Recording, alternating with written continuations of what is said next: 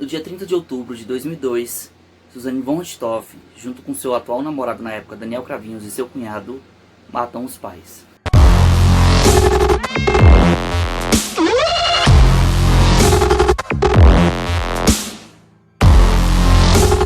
Humanos e humanas, eu tô falando baixo porque as pessoas já estão dormindo aqui, mas eu vou falar de temas bem polêmicos, como o parricídio, né, que são filhos que matam os pais, né, e outros tipos de situações, visto que o YouTube ele não me monetiza, né, porque somos um canal pequeno, você já sabe o que fazer, se inscrever, se dar like, ajudar a compartilhar. E também entrar aí em alguns detalhes bem minuciosos que eu creio que não vai agradar muita gente, né? Particularmente também não me agrada, foi uma pauta muito pesada para me fazer. Tô protelando, tô atrasando essa pauta há um bom tempo. E ignorem essa cicatriz aqui, o cabelo machucando e o cabelo gigante. Bom, o roteiro deste vídeo ele foi baseado em duas obras, especificamente nestas duas obras. Eu quis adentrar mais, né, para vi pouquíssimos vídeos de apoio. O primeiro foi lançado em 2016 por Ilana Casoy, né, chamado Arquivos de Família. Ele vai falar sobre o caso Richthofen, o caso da Isabella Nardoni, que eu vou trazer futuramente para o canal. A segunda obra foi do Ulysses Campbell, lançado em janeiro de 2020 pela editora Matrix. Essa aqui é a editora Darkside. Diferença, editora Matrix. Você deve estar se perguntando, Igor, por que trazer esse tema para o canal, né? Já é um tema, não digo batido, mas é bom jamais ser esquecido, né? Porque essa memória da população, a gente sempre é bom relembrar. O que aconteceu no final do ano de 2019, eu vi uma entrevista, aleatoriamente estava procurando alguma coisa na internet, e vi uma entrevista com o Ulysses Campbell, que é o autor deste livro, né, Suzane, Assassina Manipuladora, né? O que aconteceu? Gente, sério, parece até ser cômico a situação. Os advogados da Suzane von Richthofen estavam bloqueando a publicação dessa obra. Segundo a alegação dos advogados, a obra poderia atrapalhar a reputação de Suzane von Richthofen. Eu te pergunto, a pessoa que fez o que fez, tem reputação? E o bacana é a juíza biscoiteira que dá ibope pra esse tipo de situação, gente. Quer ganhar fama, quer ganhar mídia, quer ganhar não sei o que, status. Meu filho, lembrando que não é um canal parcial, tá? Você vai ouvir opiniões minhas e é isso. Primeiro eu vou falar dos envolvidos, né? Família von Richthofen. Maritzia von Richthofen era natural de São Paulo, ela tinha 50 anos, era médica psiquiatra. O pai era Manfred von Richthofen. Eu vou ter que ler o nome da cidade que ele nasceu, porque ele não era aqui, ele era da Alemanha, ele foi radicado aqui, Eggebach. À época ele tinha 49 anos e era engenheiro. Suzane von Richthofen era estudante de Direito, tinha 18 anos. Andreas, ou Andres, não sei como é que fala o nome, que chama Andres von Richthofen, ele tinha 15 anos à época e era estudante. O outro lado envolvido, né, Daniel Cravinhos de Paula e Silva, ele era namorado da Suzane von Richthofen. À época ele trabalhava com construção de aeromobilismo, né? E o outro envolvido, que era o irmão do Daniel, Christian Cravinhos de Paula e Silva.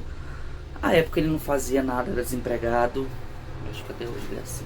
30 de outubro era uma quarta-feira. O vigia da rua, Francisco Diniz, né? Ele era vigia da rua Zacaria de Goy, no bairro Campo Belo, situado na cidade de São Paulo, né? Um bairro de classe média alta. Ele viu entrar um Gol preto na casa 232. Ele reconheceu que o carro pertencia a Suzane von Richthofen. Só que, porém, contudo, todavia, ele percebeu que havia duas pessoas dentro do carro, só que ele não os reconheceu. Cara, vou voltar a repetir e falar o seguinte, gente. Este canal não é parcial nesse crime, não tem explicação, já deixo logo bem claro, gente. Já deixo logo minha opinião clara. Não tem motivação, não tem justificativa, não tem nada que possa esclarecer para ter acontecido o que aconteceu, enfim. Os três criminosos, né, Suzane, Daniel e Christian, entram na casa. Ela tira aquelas luvas cirúrgicas vencidas que a mãe utilizava para pintar o cabelo e entrega aos três criminosos. E fique atento a esta informação. O objetivo não era deixar nenhum vestígio. Nenhum vestígio. Vocês vão entender futuramente porque eu tô falando isso. Então o Christian, ele vai até o porta-malas do Gol. Ele tira dois bastões que o Daniel construiu. Lembrando que o Daniel, ele era professor e praticante. e técnico de aeromodelismo, então ele tinha um manuseio muito bacana, ele era bem perito em construção de peças pequenas, em construções de objetos minuciosos, por assim dizer. Segundo relatos dos criminosos, a princípio, o Christian ele não estava muito conformado, ele não estava muito satisfeito em praticar tal ato criminoso. Ele acabou relutando e acabou praticando. Então, continuando, os três entraram, né, os dois pegaram os objetos do crime. O que aconteceu? Suzane von Richthofen era uma casa de andar, uma casa com 2 andares, né, um sobrado, uma casa muito bonita por sinal. E Suzane verificou, como é que ela fez a verificação? Ela tinha feito um sinal. Como era uma casa de andar, ela subiu até o hall, onde ficavam os quartos, né? Verificou se os pais estavam dormindo, verificou que os pais estavam dormindo, acendeu geralmente escada tem uma luz, né? Ela acendeu essa luz como sinal de alerta para eles darem continuidade ao crime. Humanos e humanas, fiquem alertados que agora eu vou dar detalhes do crime, beleza? Serão cenas, serão uns relatos bem descritivos e bem covardes, por sinal, né? O primeiro golpe foi dado por Daniel e Manfred, né? O primeiro golpe foi dado por Daniel, logo em seguida Christian fez com Marísia. Só que no momento da primeira paulada que a Marísia, mãe de Suzane, sofreu, ela já acordou e tentou se proteger com a mão. Porém, o reflexo não auxiliou, quebrando o dedo da mãe da Suzane von Richthofen, Marísia. O fato é que não se sabe quantas pancadas foram, mas foram inúmeras, pois a cada pancada que dava era sangue sendo espirrado, jogado pelo teto, massa cefálica sendo espalhada na cabeceira da cama, e foi seguindo de pancada atrás de pancada. Humanos e humanas, peço licença que eu preciso ler o relato da página 26 do livro da Ilana Kazoy. Preparem-se. Quando uma pessoa sofre um traumatismo craniano grave, imediatamente a base da sua língua não sustenta mais, causando morte por sufocamento, a terrível morte agônica. Dessa forma, na tentativa da vítima de fazer com que o ar entre nos pulmões, a estreita passagem provoca um ronco alto e horripilante que só cessa quando a morte se estabelece. E assim foi. O casal fazia um barulho que nenhum dos dois assassinos estava preparado para ouvir, e a corrida que seguiu para o som fez com que a memória se atrapalhasse na sequência dos acontecimentos. Daniel correu para o banheiro, pegou toalhas de rosto e as molhou. Cada um colocou uma toalha sobre o rosto da sua vítima, tentando abafar o terrível barulho que insistia em retardar seus planos e perturbar suas mentes. Sem assistir aos fatos, enfim, que se desenrola no andar de cima da casa, Suzane cumpriu a parte dela no que estava planejado. Vestiu uma luva cirúrgica, apenas com a mão esquerda, porque é canhota, e dirigiu-se à despensa. Lá pegou os sacos de lixo pretos que estavam em um pacote aberto e deixou em cima do tapete azul, como haviam combinado. Andou a passos rápidos para a biblioteca, sentou-se no sofá vermelho e tapou os ouvidos para não correr o risco de ouvir seus pais gritarem. Se obteve sucesso, só ela pode responder. Enquanto isso, no quarto do casal, Daniel e Christian perceberam que as toalhas molhadas não surtiram o efeito desejado. Daniel rapidamente desceu as escadas e pegou uma jarra amarela no armário da cozinha. Subiu os degraus de 2 em 2, encheu o vasilhame com água da torneira do banheiro e despejou sobre o rosto de Manfred. O barulho cessou e o assassino passou a limpar o sangue que cobria a face do pai de sua namorada. Christian pegou a jarra com a água e tentou o mesmo método de Marisa, mas o ronco saía da garganta dela não parava. Desceu correndo as escadas e perguntou: Su, cadê os sacos? Ela apontou para o tapete azul. Christian pegou os sacos de lixo, voltou ao quarto apressadamente e encontrou o que considerou uma maneira melhor de matar a mulher. Envolveu a cabeça dela nos sacos de lixo, empurrou a toalha para dentro da sua boca, fechou o plástico na altura do pescoço. O silêncio voltou a reinar no quarto do casal von Richthofen. Pesado, né, galera? Então, logo após o crime, Daniel já viu que tinha concluído o crime. O que aconteceu? Ele já começou a bagunçar o local. Lógico, o local onde o crime acontecera já estava desarrumado. Onde ele foi? Ele foi ao escritório. Mas antes disso, ele pega uma arma calibre 38, que pertencia ao Manfred von Richthofen, para simular um latrocínio. O que é um latrocínio? Latrocínio configura um crime que, a princípio, é você roubar e furtar o objeto de alguém, só que resulta na morte. Enquanto eles bagunçam, Suzane, no andar de baixo, ela pega a famosa pasta preta, na qual vocês podem ver imagens, e continha várias espécimes de dinheiro da família, dólares, euros, mais dólares do que euros, e esta pasta ela precisava ser cortada. E como é que é cortar? O Daniel pega uma faca da cozinha, rasga a pasta e de lá já sai distribuindo o valor referido ao irmão, né, pelo trabalho, entre aspas, com várias aspas, galera, não me interprete errado, o crime que ele havia cometido, né, a recompensa dele. E logo após a bagunça, gente, lembra que não era para deixar nenhum vestígio, né? Só que como é que você quer simular um latrocínio se você só bagunça o quarto, onde há o crime, e o escritório, e o restante da casa está impecável? Logo quando eles estão saindo, o Daniel pega os bastões ensanguentados que ele tinha construído e lava na piscina. Lembrando que isso foi no dia 30 de outubro, numa quarta-feira. Todo crime não demora mais ou menos meia hora. Então o que que acontece?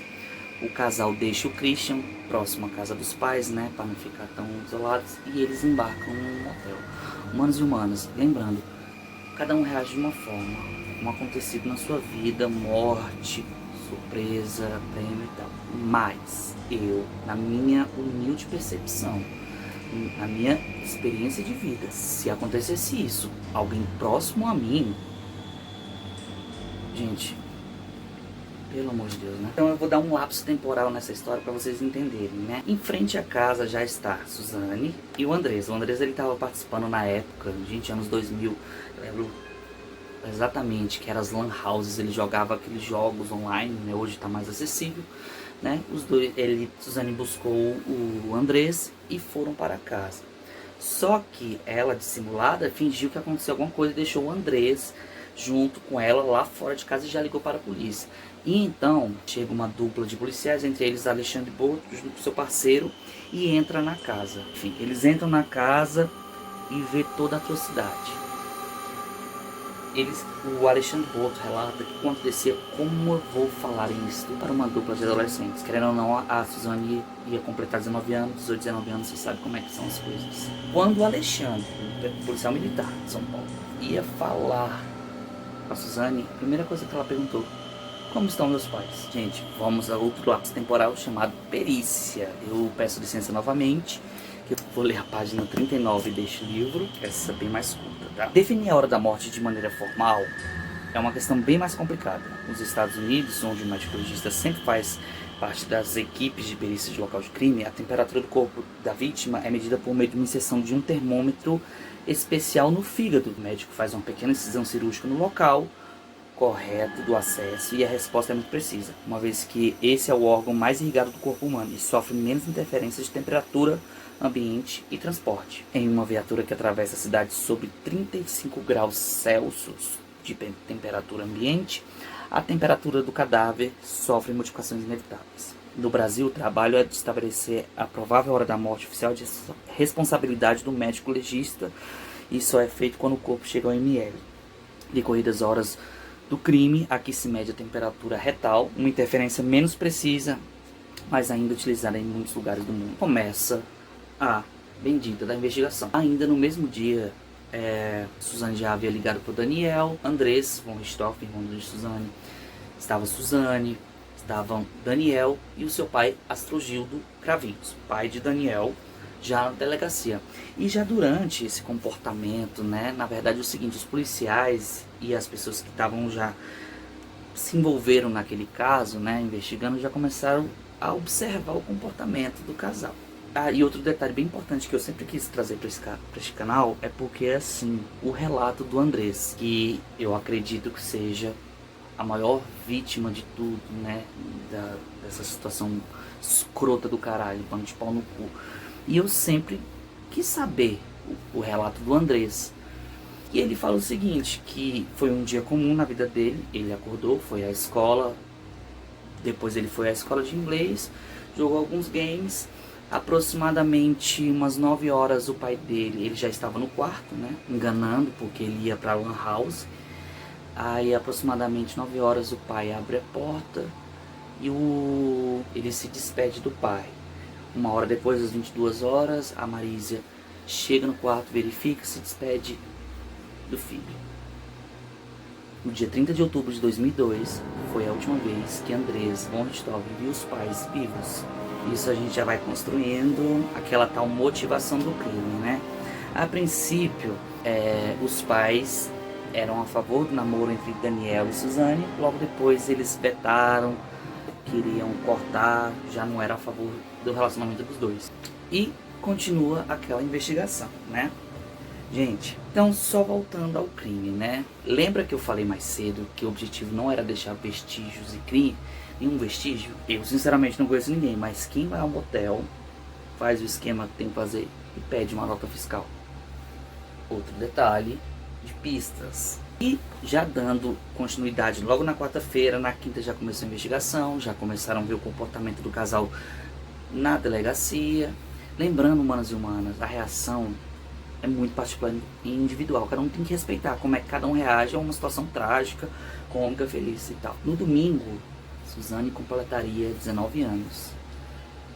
Quem, em sã consciência, perde os pais da forma que perderam e faz um churrasco no domingo com Daniel, com Cravinhos, o Andrés, é uma festa super particular. E outra coisa, quem trocou a água da piscina, na qual os bastões que nunca encontraram foram lavados na piscina?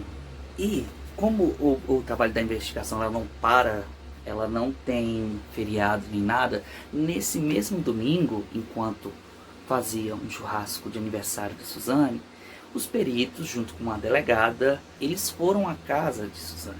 E tava rolando um churrascão bacana, né? Os peritos junto com a delegada, e Suzane abriu a porta e, gente, segundo relatos, o comportamento da Suzane era de uma guia de museu. Ela com um cigarro na mão, que a bicha fuma que nem uma caipora, né? Ela chegou, foi apresentando cômodo por cômodo, com a guia como se fosse uma guia de museu. Aqui que pegaram os sacos, tá? Aqui que aconteceu o crime, tá? Aqui que aconteceu tal coisa. Ah, já me desfiz aqui do colchão, das coisas, porque eu não queria ter péssimas lembranças. Ah, e outro detalhe, Suzane é tão escrota que ela pediu para a empregada, né, a secretária que trabalhava com eles, limpar o sangue, os vestígios que rolaram.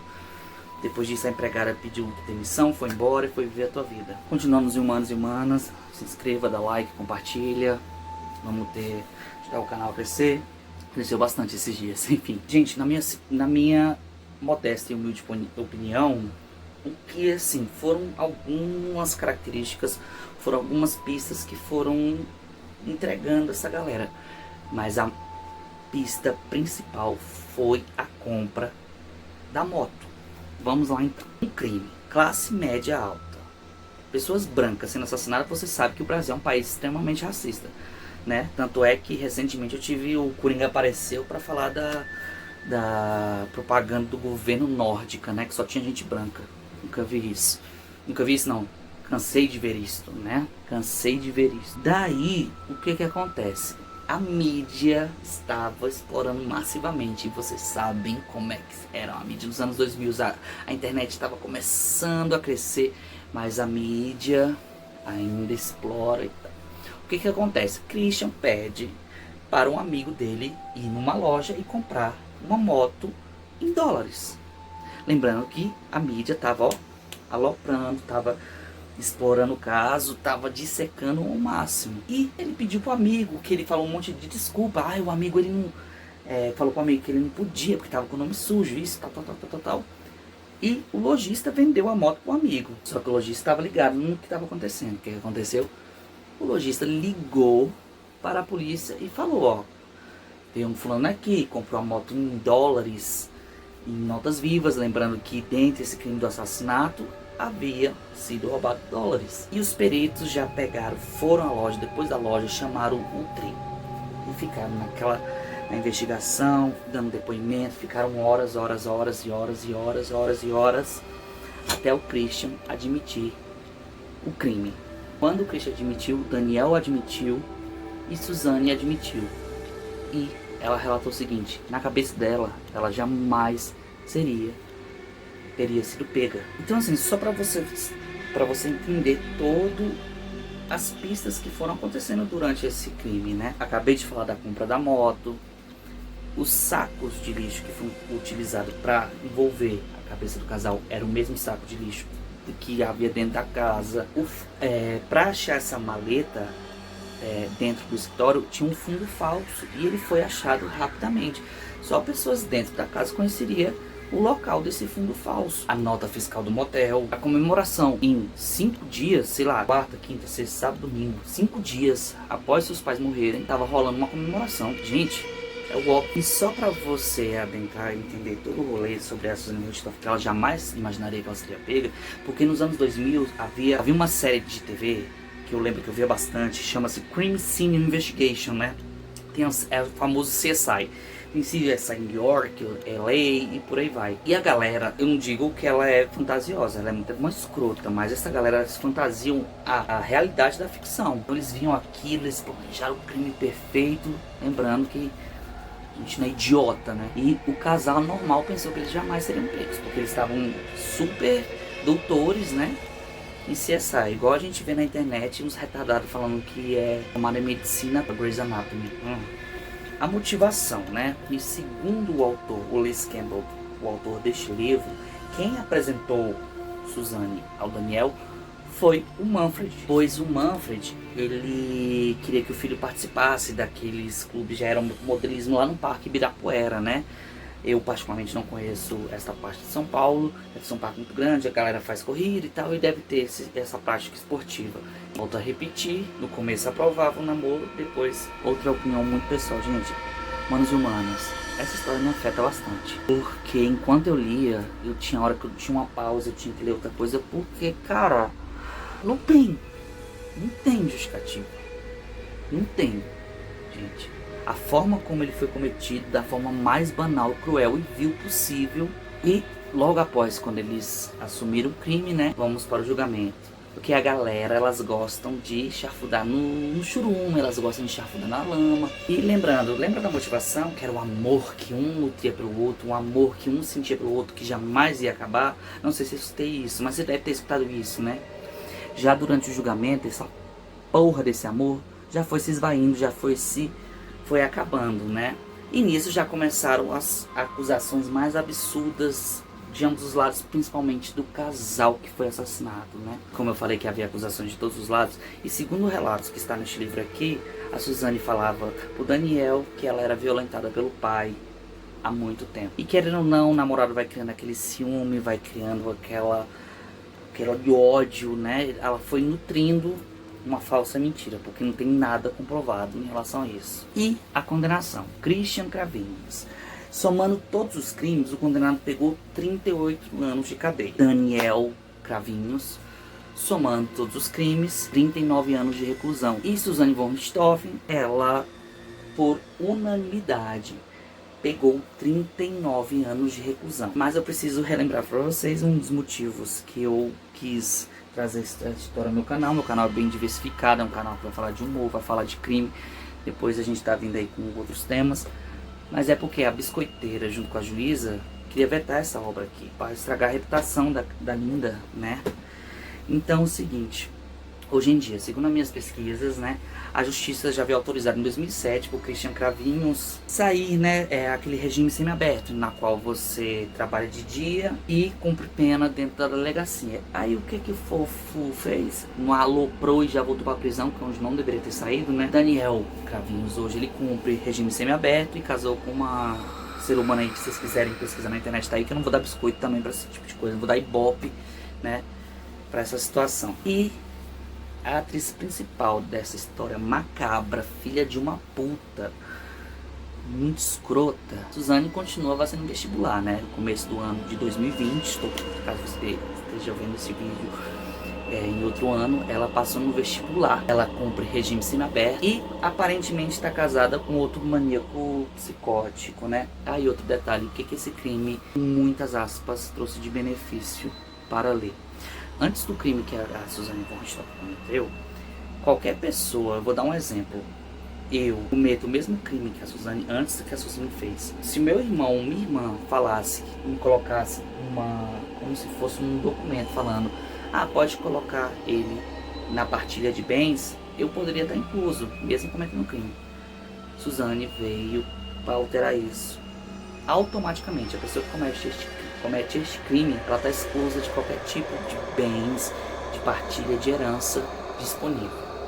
É um mínimo de sequela que a justiça poderia conceder, né? Lembrando que este roteiro foi feito baseado nestas duas obras, né, da Ilana Casoy, né, Casos de Família, essa 2016, e da Suzane Manipuladora.